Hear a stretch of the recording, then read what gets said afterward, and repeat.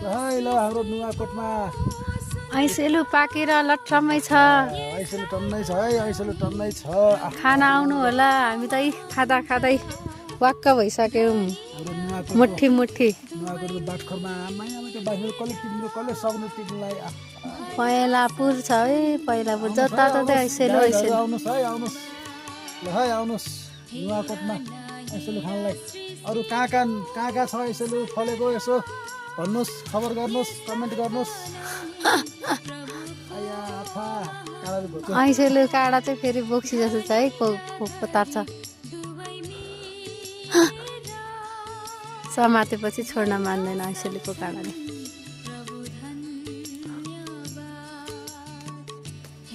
Mummy jacket छ त्यसलाई।